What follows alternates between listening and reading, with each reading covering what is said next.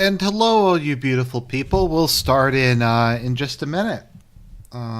So we have terms. We have terms that we're going to be taking a look at. Putin, or as Zelensky likes to call him, the Putin, has come out and offered terms of capitulation. What they need, what it will take for Ukraine to end this war. So we're going to be looking at the transcript. I don't really like how this website works, but I mean it is what it is. We're going to look at the transcript of Putin's address to the Russian Foreign Ministry, wherein he lays out the terms. So I'm going to be honest. You know what? Let's just read them, and then I'll give my take, and we can discuss this a little bit. I wasn't actually going to stream tonight, but this just came out a little while ago. By the way, guys, tomorrow night we are having the RGs. It will be at 8 p.m. Central Time, so 9 p.m. Eastern Standard Time. Because I want to go to church first, and yeah, then we'll have the RGs, and that'll be done live. I went back and forth, but we're just going to do it live because I don't know. I think it's more exciting that way. So we'll be giving out the awards for the first half of 2024. I split the year in half because it's fun and because, yeah, why not? So RG's tomorrow. I should post the link to that. I should post the link to that in the chat. Because you can hit that notification button for this stream, and as soon as the RGs are released, you can know. That will, of course, be on demand as well once it's finished. Okay, so let's see here. Where are we?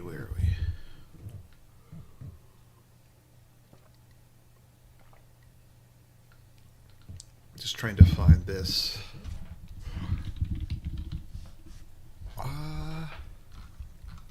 Just trying to find where he references this. Okay, we talk about that.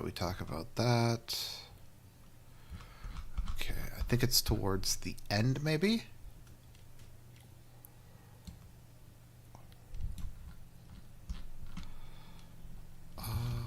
Okay. All right. Okay, so we'll skip through some of the stuff about the withdrawal from. Wait a minute. From Kiev and stuff like that. Why is this having so much trouble? Okay. Don't worry. We have this, ladies and gentlemen. We got this. I'm a professional. Let's see here.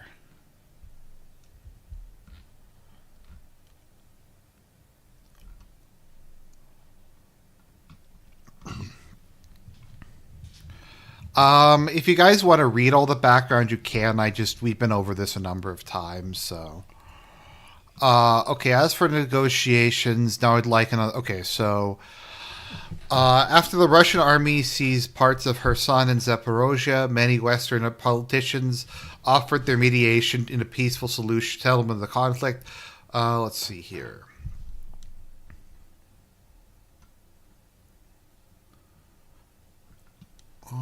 Okay, let's see here.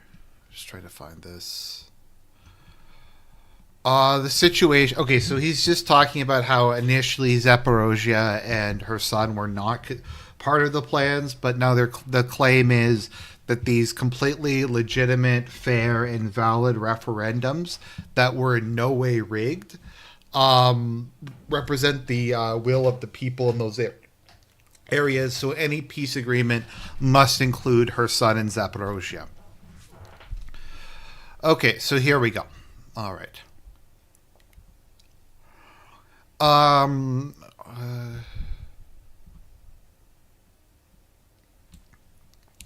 Now, as I have said, the situation has fundamentally changed.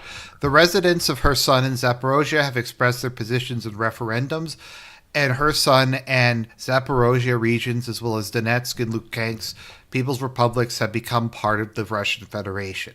And there can be no talk of disturbing our state unity. The people's will to be Russian shall be inviolable. This matter is closed forever and is no longer a matter for discussion. So the bare minimum terms that cannot be disputed, cannot be abrogated. Number one, the four regions are gone. It's not for discussion anymore. Any border settlement is going to include those four regions and Crimea, of course. They don't even mention Crimea because Crimea is not even like in consideration. Russia just views that as being a settled issue and not to be revived.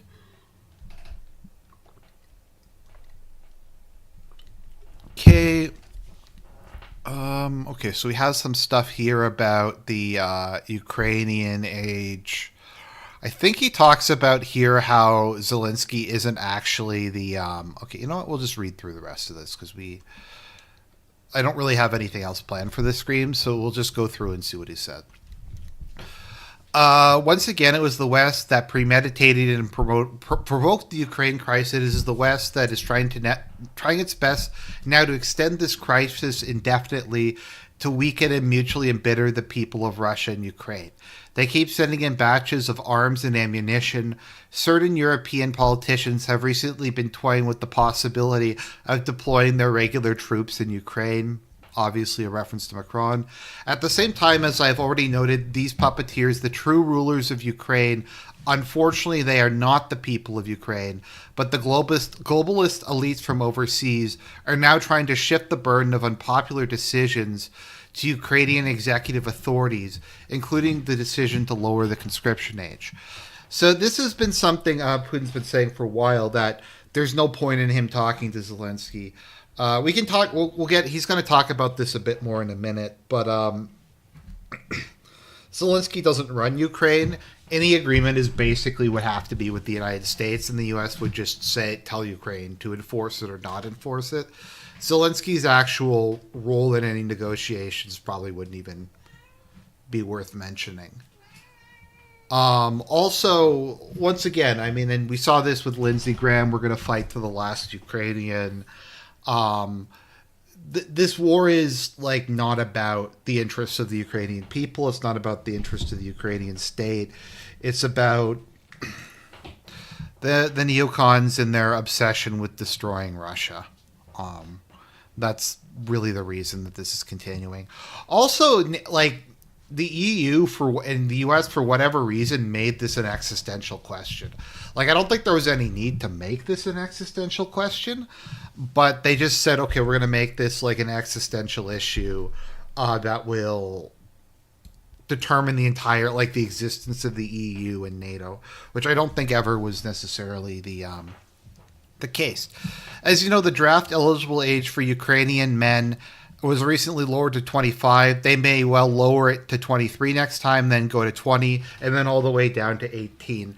The next thing you know, they will get rid of officials who made these unpopular decisions under pressure from the West, just discard them as if they were expendable, blaming it entirely on them, and replace them with other officials, also dependent on the West, but with clearer reputations yet.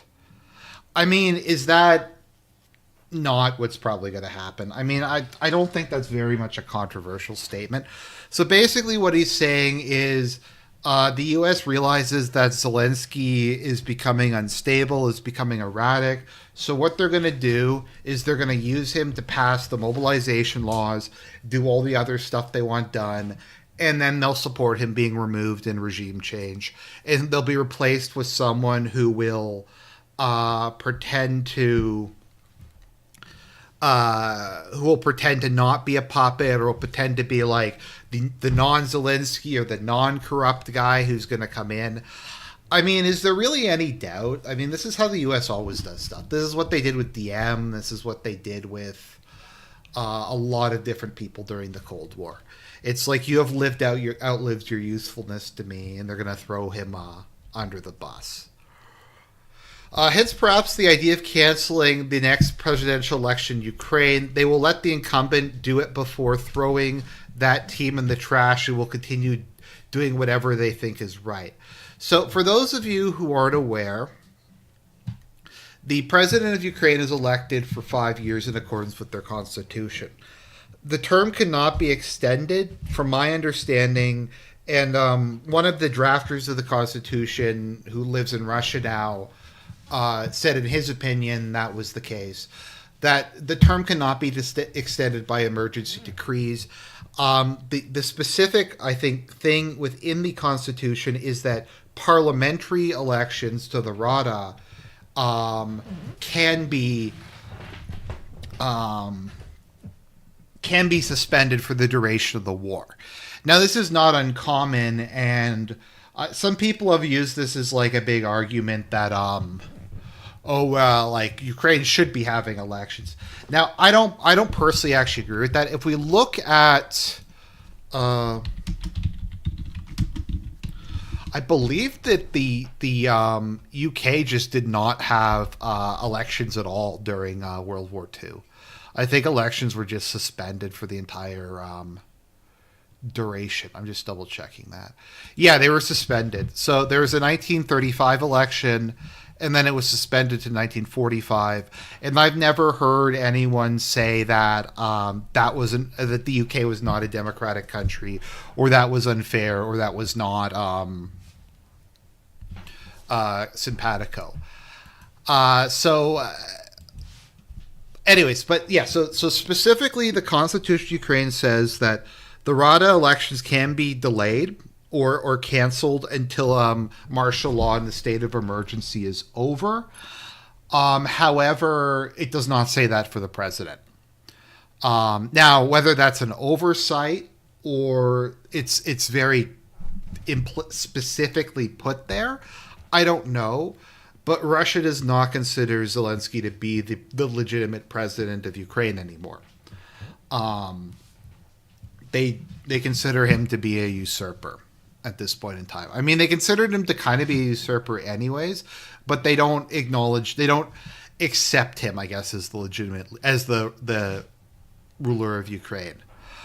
Furthermore, the Constitutional Court, in May 2014, the Constitutional Court ruled that, quote, the president is elected for a term of 5 years, no matter whether the election, is regular or early. Furthermore, the Constitutional Court noted that the president's constitutional status implies no norm setting any other office term than that of 5 years, end of quote, period. The court's decision was final, not subject to appeal. That was it.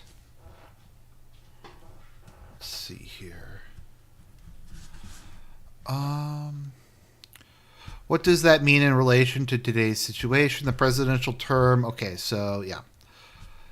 All right. Let's scroll ahead a bit more.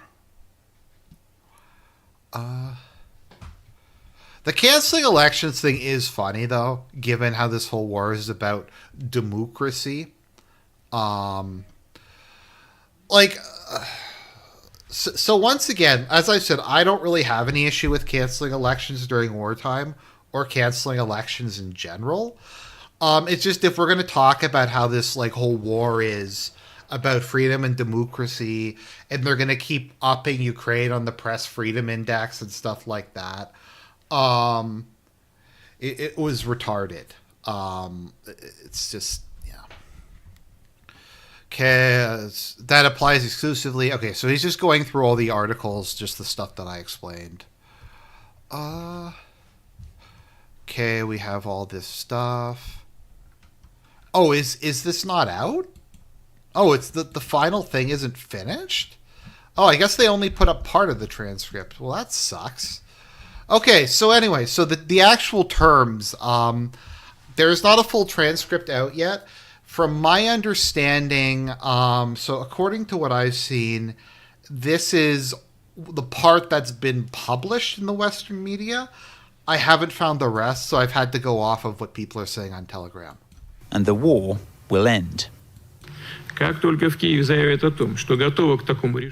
as Kyiv declares that they are ready for such a decision, begin withdrawing troops, and officially abandon plans to join NATO, we will immediately, at the same moment, order a ceasefire and start negotiations. I'm not talking about freezing the conflict, but about its final resolution. об его окончательном завершении. But it's not a resolution Ukraine agrees to, dismissing the plan as tantamount to surrender. Говорить про Okay. I like how they don't include like the rest of what he said. It's just the the one very brief clip. They don't include the rest of it because I mean, it's not like the Ukrainian war is a big thing. It's not as if like it should be really extremely jaded eye towards Ukraine, but let's always take Russia for their word and treat them as an honest actor. I mean, I've been very clear about this. If you don't, I don't know, Froggy. I feel like you deliberately ignore things I say as an attempt to concern troll me. I've talked about this many times, and I'm not going to go into it again. I've explained that. Let's see here. So, the terms are based. Okay, so the initial terms at the start of this war were as follows. The Istanbul Accord was going to be Crimea was gone. Crimea was going to be recognized as part of Russia. Luhansk and Donetsk were going to be viewed as autonomous parts of Ukraine. I don't think in the initial agreement that there was even a need for them to be annexed directly by Russia. They were going to become autonomous. Ukraine was going to commit to neutrality, a promise to never join NATO, although they were going to be allowed to join the EU. That was still on the table.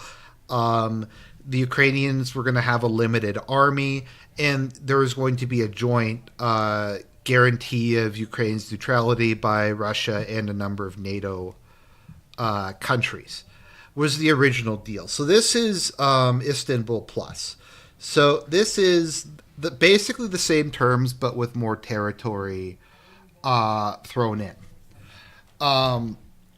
So the thing is, as the terms are, to my understanding, as follows.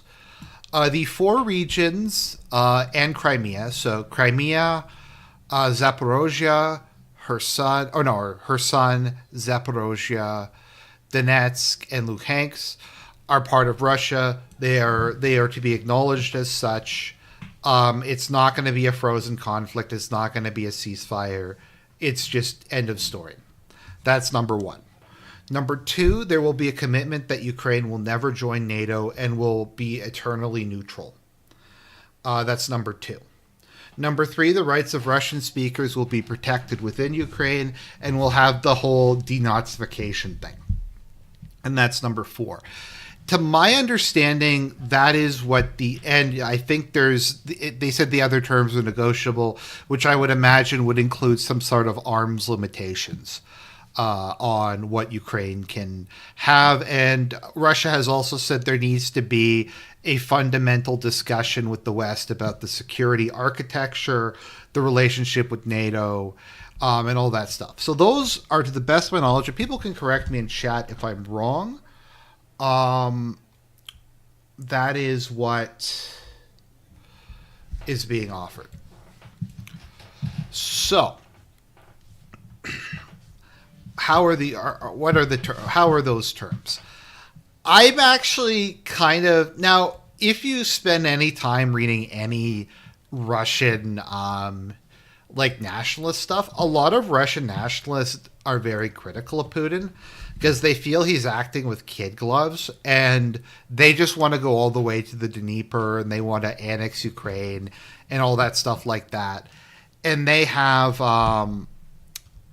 that is their goal. And they don't like the fact that there's attempts at a peaceful negotiation. So ultimately, I'm going to be honest, I think this is more generous than what I thought was going to be offered. Because ultimately, most of this territory is already in Russian hands. So I think Donetsk is, I think, about 60%. It's about half in Russian hands. Luhansk is basically entirely in Russian hands. Most of Kherson is, and most of Zaporozhye is. Crimea is just gone. So they aren't, unless we believe that they're going to take all of this territory back, that territory is gone, and that's just kind of a given, that any peace agreement is going to include that. I'd imagine that the peace agreement, at least as it is now, excludes Kharkov, so they'll probably withdraw from the parts of that oblast. They will not take that, and they will not take Odessa. So that is kind of the first thing to consider. Now, this would result in Ukraine withdrawing from some territory, from a substantial amount of territory it does currently still occupy. But the idea is, the implication is, unless they agree to this, there will be no further offer. The next offer will be unconditional surrender, and this is the last jumping off point. To my understanding, is what is being implied here. So, this is what Ukraine would look like after it's been done. After it's been agreed upon. Now, it would suck, but let's just think about this for a minute. Is there anybody who actually believes that Donetsk, Luhansk, and Crimea don't want to be part of Russia? I mean, I'm sure some people actually do think that.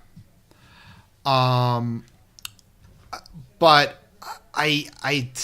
has there been any, because, and I don't really follow Russian media that much, aside from when people send me it.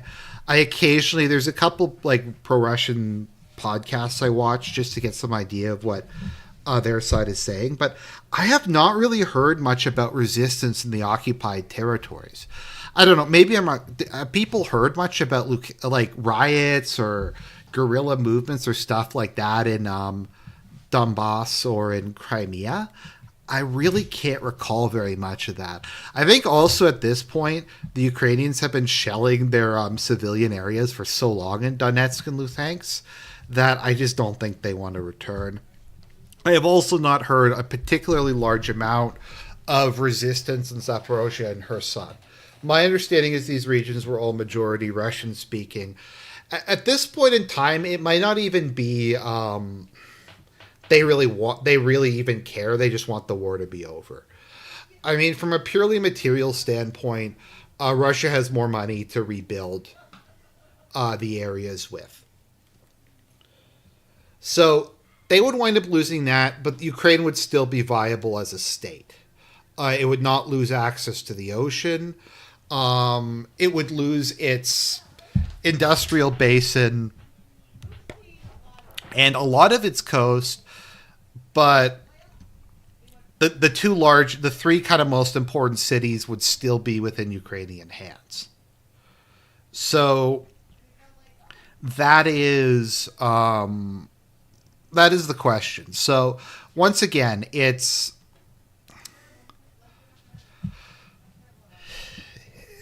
unless we think that they're going to somehow take it back. I don't know. Let's see. What's chat saying? I'm just going to take a look. Okay,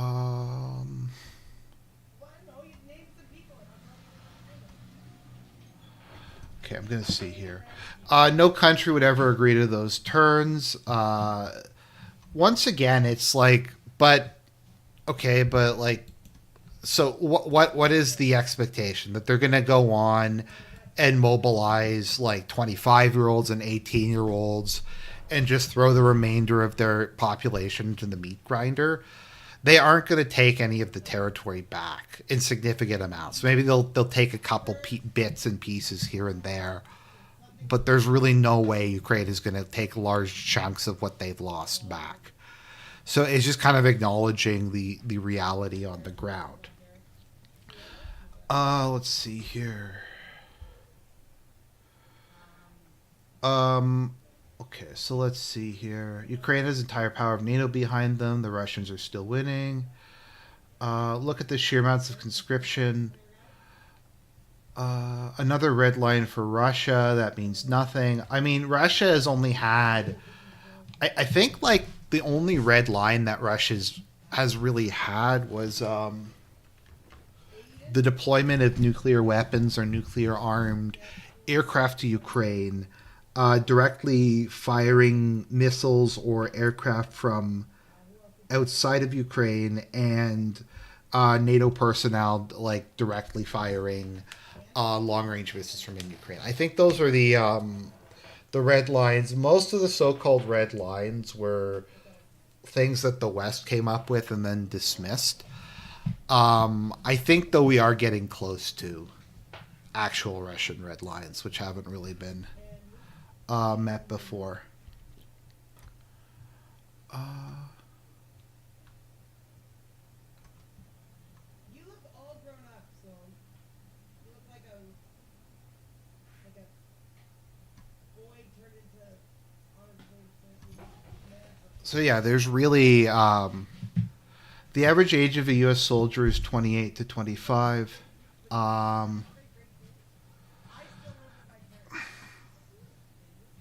So once again, like to refer back to Europa Universalis for, don't be afraid of losing a few provinces. There's time to get land back later.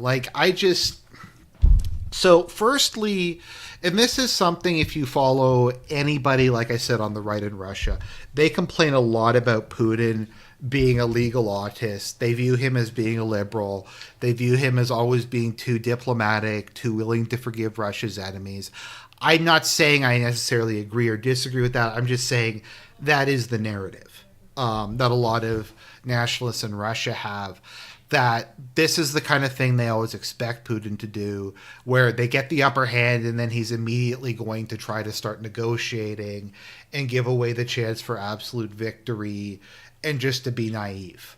So it is consistent with that. Just because they can win the war doesn't mean they necessarily want to keep going. It's even if they are winning, a lot of Russian soldiers are still getting killed. A lot of Ukrainians are still getting killed. The thing is a disaster. The thing is like a massive mess. The thing is, it's not harming Russia's economy, but it is embarrassing. It does look bad on the international stage, and I get why they'd want it to be resolved. Also, once again, a lot of Russian nationalists and Russian conservatives view the Ukrainians as a fraternal people, and they're tired of seeing them killed. There's also the issue wherein Russia probably doesn't want to occupy more land. If the places that they have are at least acquiescent to being ruled by them, then that's fine. Then they can annex those areas. They'll have to spend a ton of money rebuilding them, but it is plausible long term. I don't think they want to occupy like the more Ukrainianized parts of the country and have to deal with that and have to like deal with guerrilla movements and resistance and stuff like that. I think what Putin is possibly his thinking here is, okay, I'm going to quit while I'm ahead. Okay, we got the Black Sea, we got access to that, we got Crimea, we got the land bridge to Crimea, we got the most pro-Russian parts of the country. Let's just quit while we're ahead. We accomplished everything. The economy's going good. We're a great power again. Let's just end it here. Also, once again, you can agree or disagree, but the core goal, basically since the end of the Cold War, is that Russia has maintained that Ukraine must either be pro-Russia or be neutral. And once again, I don't really think that that's that unreasonable, because the U.S. would never accept if Mexico was a communist country that was part of the Warsaw Pact. The reality is, when it comes to great power politics, there are spheres of influence, and you can like that or dislike it. but that's just kind of the reality of the situation. And Ukraine is in the Russian sphere of influence, much like Canada is in the U.S. sphere of influence, and most of Latin America is in the U.S. sphere of influence. That's just kind of the reality of the situation. You can like it or dislike it, but that's kind of where it is at the moment. Once again, they could go for total victory. I don't know if they necessarily want to do that, because it would be more time in a war. They would have to occupy territory. They would have to try to come to some sort of agreement. I also think if Russia can get some way of getting a treaty that formally recognizes these regions as part of Russia, that to them is worth more than occupying substantially more territory and having it indefinitely controlled. So having to occupy it. So let's see what the chat is saying.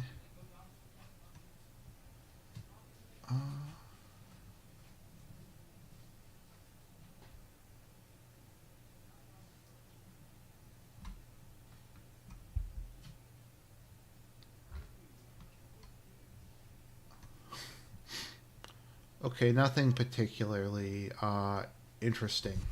I'm just gonna take a sip of water. So, unfortunately, one of the results of World War II is that there's this belief now that all wars have to be fought to unconditional surrender.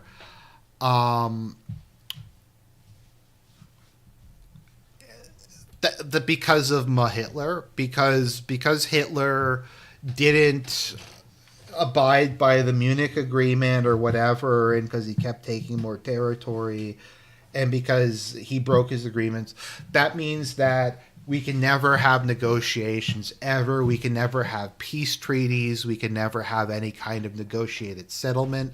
We just can't have that ever again. And I think you see this pretty commonly, where it's like, well, if we allow Russia to annex Crimea, even if Crimea legitimately votes to join Russia, then that would mean that Putin's Hitler, and that means he's going to take over all of Europe, because Russia can totally do that.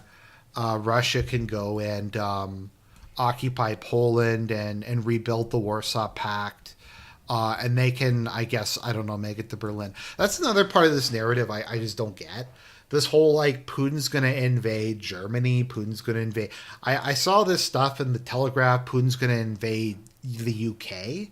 It's like, okay, which one is it? Is it that, like, the Russian army is completely incompetent and they're losing and Ukraine's winning? Or is that Russia's, like, this super death machine that's going to overrun the rest of Europe? Like, I don't get it. Russia's not a big enough country, population or military-wise, to really go further west. After this, I don't think they want to have some sort of war with NATO. I haven't seen any real indication of that.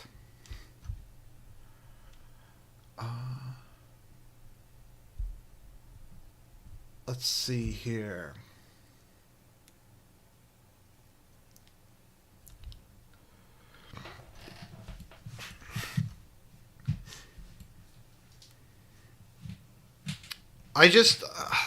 I haven't seen a convincing argument that Russia would pick a fight with a NATO country.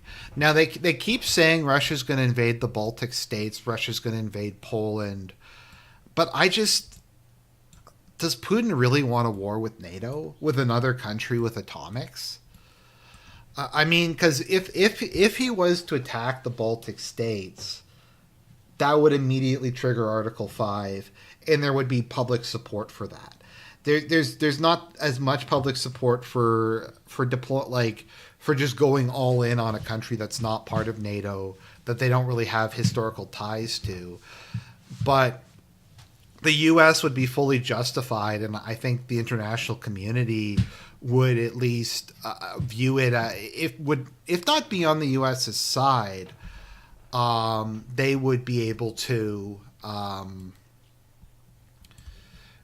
not have any kind of international condemnation with it for it if they were going to have that. So once again, Russia just doesn't have the military to do it. Like they don't have a large enough military. It's not even necessarily, as I've said, I think if we were to have what I call a fight club war, wherein you had the you got the land army of the UK, Germany, France, and Italy and Spain, and you were put them in an arena versus the Russian army. I think the Russian army would probably blow them out relatively easily because they're small and lacking in equipment. If you got everybody else on board plus the US, the problem is though, destroying military isn't really like a guarantee of winning the war, because Russia would still have to occupy territory. Russia would still have to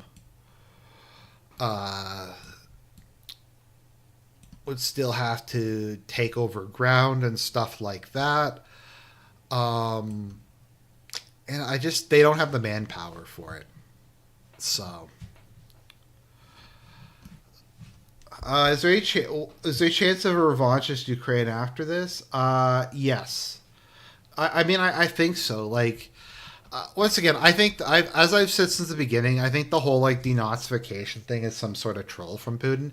I get that there is a far right in Ukraine, and there is a section of Ukrainian ultranationalists, particularly ones that get money from the U.S. But I'm not really sure that it's nearly as big a deal as it is. It's kind of so it probably would be revanchist, although I would not be surprised if in the aftermath the Ukraine starts tilting further east, start heading further eastward. Okay, so I'm going to address this because I think it's somewhat fair. Now, I've addressed it before, and Froggy shows a lack of being able to remember when I answer his questions. When are you going to have a trad wife and 7 kids? I don't think I've ever said that me not being married was a good thing. Like I don't think I've ever LARPed about that. I don't think I've ever said that me being single is good, that's not the ideal state, that I shouldn't be married and having kids. If you can find where I said that, I hate to play that. Like, if you have receipts, then that's fine. Also, I don't get why my support of certain policies is dependent upon my personal behavior. I don't understand how those things are really, like, related. Me supporting natalism and Christianity and being against immigration, I don't get how that has to relate to whether or not I have a wife and 6 kids. Like, I don't understand the relationship between the two. It's like, why aren't you living up to your ideals? Well, I'm not. Like, I don't. That's not I don't get how that's hypocritical, though. Like, I think it's bad to be overweight. I think it's bad to eat unhealthy food. I'm a fat fuck. I'm 100% open that I'm a fat fuck. I shouldn't eat the way I do. I should be healthier. But I'm not going to jump on board fat acceptance and say it's not an issue and say it's good when people do that. So that's how I feel about it. Once again, I'm a fat fuck. I should not be doing that. But I'm a weak person. So anyways, that's my answer to that. I just haven't really been in a financial position to do that, but I'm perfectly willing that if I have to pay more of a tax burden so that my people it's financially easier for them to have kids. That's fine. Like, I support stuff like what they do in Hungary, where if women have 3 kids, then they're completely exempt from income taxes, and I'm fine if I have to pick up some of the burden for that. So I don't know. It's I also, it would be different if I was a Coomer, but I'm not. So as I've said numerous times, I stopped doing that like a decade ago or something like that, at the expense of TMI. At the expense of TMI. So I just wanted to address, because I think that is not an unfair statement. How can you, like, why aren't you living your... Also, I don't think I've ever said any kind of trad LARP. I don't think I've ever advocated that, really. I just support the nuclear family, am against immigration, and support Christian values. I mean, I don't really... I've always been critical of, like, the whole LARPing in the woods where we're going to have a homestead or stuff like that. If you want me to say something else progressive, I think the entire concept of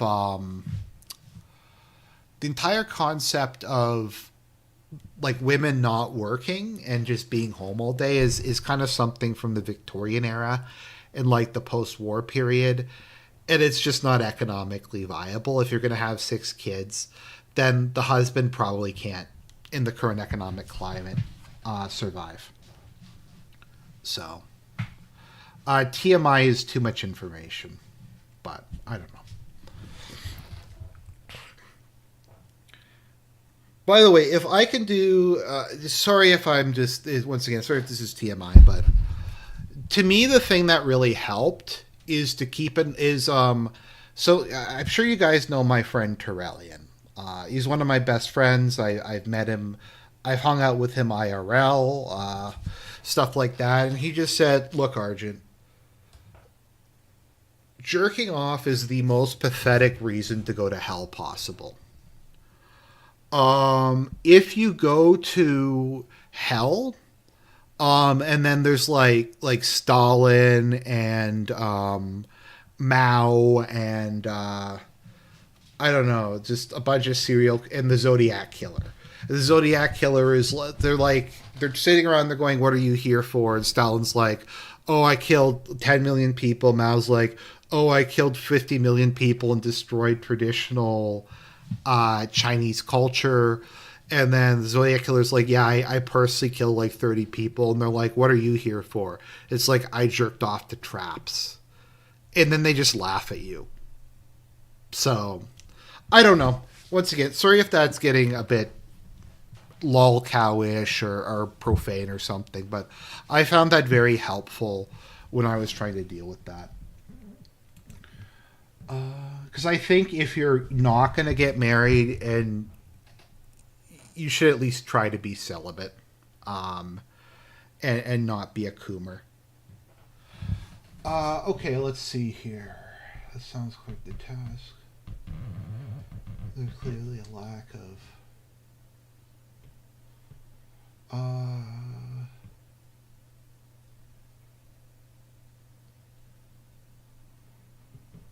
But no, that was I mean, I'm Catholic, Froggy. What do you think? Like, it's just also it is I don't know. I guess I can talk about. I think one of the most destructive forces in our society today is pornography. And as I've said, I was addicted to it. I still sometimes given the temptation to look at indecent things. It's bad. I shouldn't do it. But it fucks with your brain, particularly if you're young. So you're young, you're like a teenager, you're like 12 or 13, and you are just starting to go through puberty, and then you just see all this like really like all this just stuff, and it just stimulates the shit out of you. You just have like the dopamine rush, and it just gives you this. It gives you this. It fucks with your brain. Like it's like when kids do weed while their brains are still developing. It fucks them up. It gives them bad understandings of interpersonal relationships.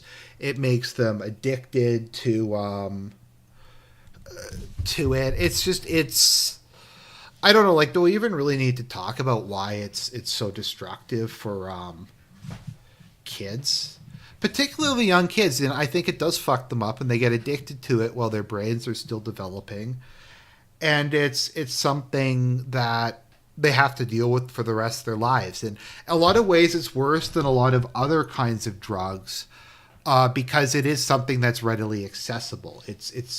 And I like when I've talked to priests about this when I go to confession, they're like, yeah, it's hard because it's just something that's everywhere, even if you're not trying to engage in it, then you just see like advertising and stuff like that, and there's pop-up ads and things like that.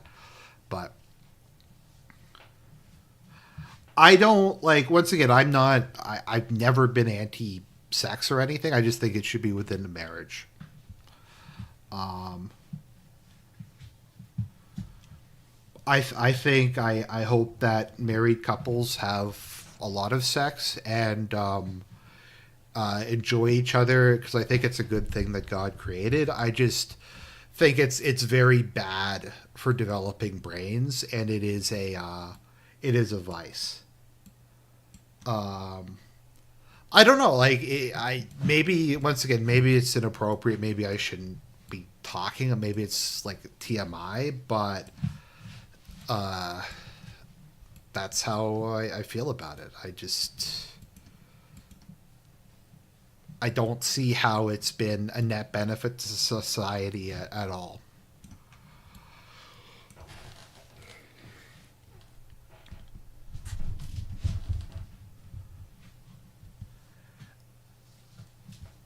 Anyways, sorry, I just completely separate rant about pornography and stuff like that. Also, I don't think I've ever really judged people the way for doing it like some people do. I get it. It's hard. It's very hard. And the thing that makes it so hard is it's a perversion of a good of something that's good. Human sexuality is good. God created it.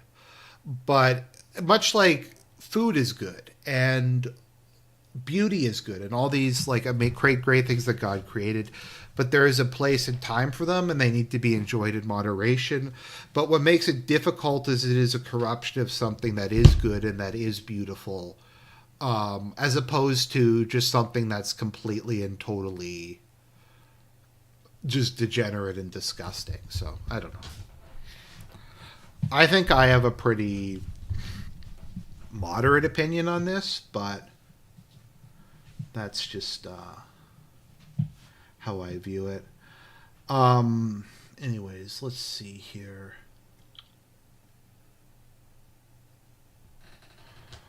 By the way, just a side note, I've been thinking about the turn the other cheek thing. I think, and I haven't read too much interpretation, I think what Jesus is saying is to not escalate things because you feel offended.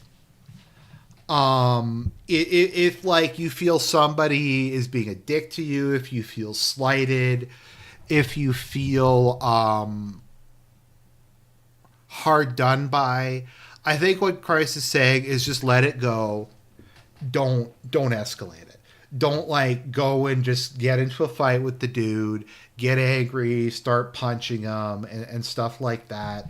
You just have to try to de-escalate the situation, and not place your kind of pride above prudence. That's my understanding of it. Like if some meth head homeless person starts swearing at you and gets up in your face, like be the bigger man and just don't fight with them. That's not to say if the dude attacks you, you can't fight back or stuff like that. But that's what I think. That's what I think personally. And I think it's good. And maybe we kind of covered the term, so I'm just going to talk about some recent Christian thoughts I've been having. I think something that's very important when we're talking about forgiveness, because we've been talking about a lot of that with regards to Rekieta recently. In my view, forgiveness is more about you than the other person. It's about letting go of your hatred and resentment, so it doesn't corrupt you. It doesn't make you a worse person. It doesn't make you full of bitterness and resentment. Like somebody screwed with you like a couple of years ago, you just can't let it go. You want to get revenge on them. You spend all your time seething about it. It's just not good for you. It's not good for you mentally. It's not good for you socially. You just at a certain point have to let it go. And that doesn't mean that you forget about it. I also think you have to keep in mind there's a difference between justice and prudence and forgiveness. If somebody screws with you, like betrays your trust, even if you forgive them like an emotional, spiritual level, that doesn't mean you ever trust them again. Like if the guy steals from a bank, you might forgive him from stealing from the bank, but you're not going to let him work at the bank again. I mean, that's just prudence, and you might forgive somebody for committing having committed a crime against you, but justice and as an abstract principle and as a societal principle requires that person to be punished. So it's just, I don't know. That's just how I think it is, and it is because I used to be like that, like. I would remember things people said or did to me like a decade ago, and I'd seethe about it, and I'd think about how I wanted to get revenge on them. And I think most people are like that. And it's just like, look, it's you just don't act like, it's not good for you. Hatred and resentment and all that stuff will eventually corrupt your soul and make you a worse person. I just want to also, I'm sorry if I ever give the impression that I think of myself as being like a super pious, devout guy. Because I don't consider myself that, but it is. Like in terms of like saying the rosary or doing a bunch of additional devotions, but my faith is a very important part of my life. It got me out of a very, very rough patch. It, along with therapy and when I started taking mood stabilizers, really helped me to become like a more stable and respectable member of society. So, I don't pretend to be a paragon of virtue, but I think a very important part of Christianity is, well, the whole eternal salvation thing is also part of it. It's also the whole, like, say yes to life, I think is important. Is to also, well, the world is a horrible place in a lot of regards, and people are terrible to each other, and a lot of people are evil and stuff like that. At the same time, there's a lot of beauty in the world. It's corrupted, but there is a lot of beauty in it. And I don't know. I guess maybe you could say I'm a bit of a Christian humanist in some regards. But the reality is Christ didn't come to save saints. He came to save sinners. He came because we're flawed, because we have problems, because we fuck up constantly. So at least he's not quadrupling down. But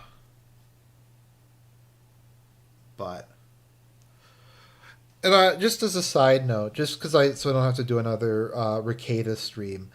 So a bunch of like some people have been defending Rekieta on the grounds that like as Christians we shouldn't be judging him, and we need to forgive him, and we need to like just sweep the whole thing up and pretend it didn't happen.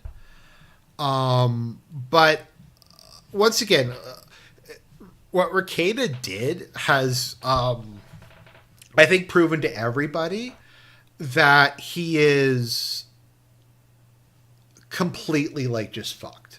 Like his behavior is a disaster. He definitely can't handle having kids, stuff like that.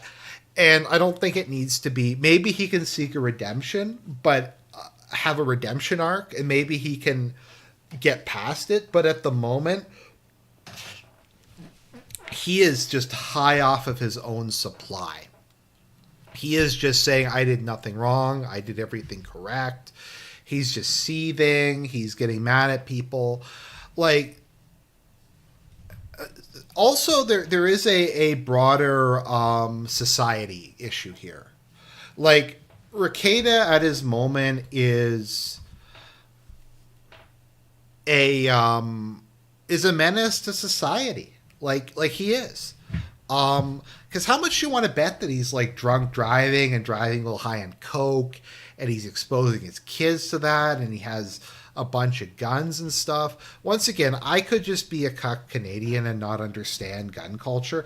I just think having loaded guns around when you're fucked out of your mind on drugs is probably not a good idea. It's probably not a good idea to have a bunch of loaded guns around when you're drunk and high. So people are just like, oh no, we have to forgive Rekieta. We have to. No, there's no repentance from him, and it is like I hate to say it's about the kids, but it is. He did feed his kids. He didn't take proper care of them. I see this cope from some people that, oh, it's the kids' fault. It's toughening the kids up and stuff like that. Like it's fucked. I think there's a difference between good coming out of evil, being able to come out of something evil and just and doing evils as a consequence, and actively doing something evil so good can come out of it. Even if that is true and it's making his kids stronger, which I don't think it is, that doesn't justify any of the stuff that he did. Like that's irrelevant.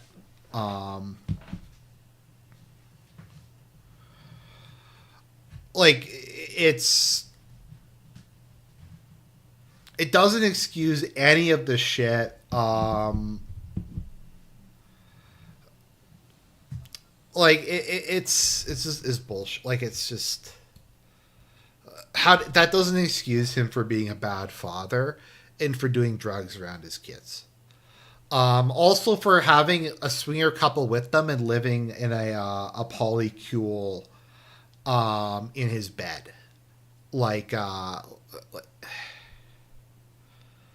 I mean, so people could maybe correct. Once again, I don't know very much about drugs. My understanding is, aren't a lot of drugs caught with like meth or just dangerous substances, like beyond just the cocaine, so it can have all kinds of weird impurities and other chemicals in it. I feel like that would, if the kids wound up getting into it, like they were leaving like gummies around, and stuff like that. Like edibles, they were leaving like just packages of white powder lying around. Like maybe the kids will think it's sugar or flour or something. Like it's, I mean, their nervous system is still developing. A lot of them aren't very big, and I'm sure it's very easy for them to overdose. Like they find some THC gummies, they start eating that.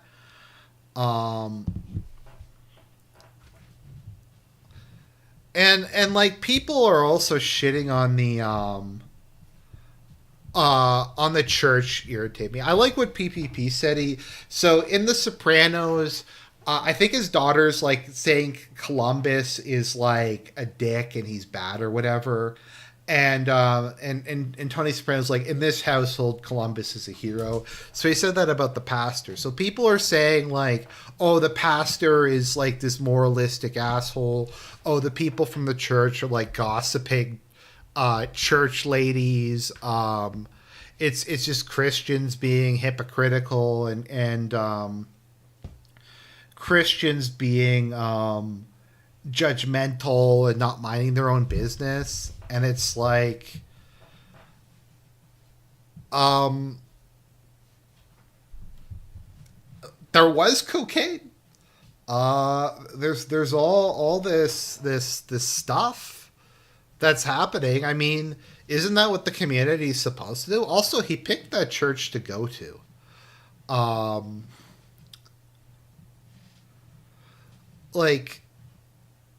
So it's like, but the kids were in danger. The kids were hungry. The kids were smelling, and all that stuff. And like the one person was like, "Oh, the 16-year-old should have like fed the rest of the kids." Also, Nick would get up in the middle of sermons and come back high. Now, for those of you, it happens. It doesn't happen that often, but sometimes you're in the middle of mass or in the middle of a service, and you really, really have to you have to go, and you have to sneak out the back to go to the bathroom. Like, that's not ideal, but that's one thing. If you leave repeatedly during the middle of service and come back and you're stoned out of your mind and there's like white powder on your nose, yeah, that's when you should be suspicious. Also, just his stream, like we covered the stream where he just got high out of his fucking mind. And he was just unhinged ranting. Now, the body cam footage is going to come out in a day or two, so we're going to see what the situation is actually like. It's interesting because the police asked for quite a bit of money to put it out. Now, the reason why they were asking for money, there actually is a reason, it's because they have to censor all the kids out. They have to censor the kids' faces out. So... Also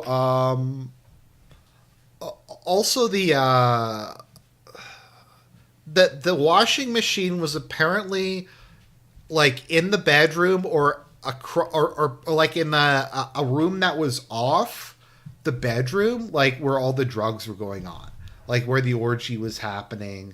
And they're like, why? Like, the kids wouldn't want to go through it. But once again, like, if we're talking about toughening the kids up, like watching your mother get railed by Aaron, like, I don't get how that, like, that's literally traumatic. That's literally traumatic. That's literally gonna fuck those kids up for life, having to deal with all this shit. Also, fortunately, they don't go to a public school, or this would be worse, but seeing your father, like, the Baldo all over the place, like, it's rough. It's rough, but my point is, like, okay, you do have to judge Nick. And you do have to say, like, what he did is not okay, and we can't shill for him, and stuff like that. Like, don't get me wrong, I'm someone who, I don't like the public school system. I think CPS is generally evil.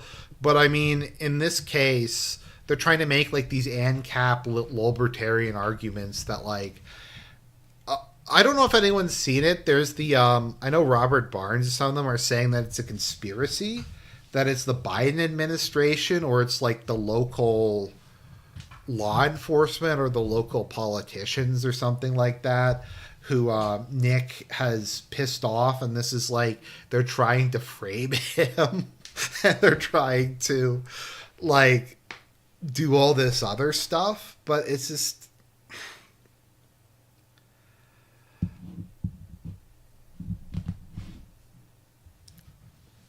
it's just like, does Nick really matter that much? Also, did the deep state make him do that unhinged stream where he talks about squeezing alcohol out of the judge's pussy? Like, did the deep state make him do that? Did Biden make him do that? I just, is just retarded. But they have to circle the wagon. There's the guy who blamed there is the hot take that the kids got the drugs, that was the that was the cope, that the kids had bought drugs and were doing stuff like that. So yeah, he posted photos of him, stuff like that. So if you want to know more about the Knicks stuff, they had Mudahar on the other day. I'm not sure if you know who Mudahar is. Some Ordinary Gamers. He does a lot of stuff. So he went on and they did like a 3-hour show where they went through most of the Rekieta stuff. But a lot of people do get fucked by the police. I'm not pretending they don't. But the state still has the right to arrest people who commit real crimes. And this is a real crime. And they do have the right to try to save those kids from that situation. So, anyways, thank you for listening to me rant. I'm sorry that kind of degenerated into me talking about some like Christian stuff and then talking about Nick Rekieta, but I like to have a bit of variety here. So, once again, we are having the RGs tomorrow night. The RGs are going to be tomorrow night. Click the notification button. Just for those of you who haven't seen them before, the RGs are my award show. It's based a bit on the Golden Guns, but also just some other things. It's basically kind of a joke, a humorous award show where there's a bunch of categories. Like we have best take, worst take, biggest cope, biggest Chad, biggest gamer, cringe of the year. And it's just kind of a way of going through and kind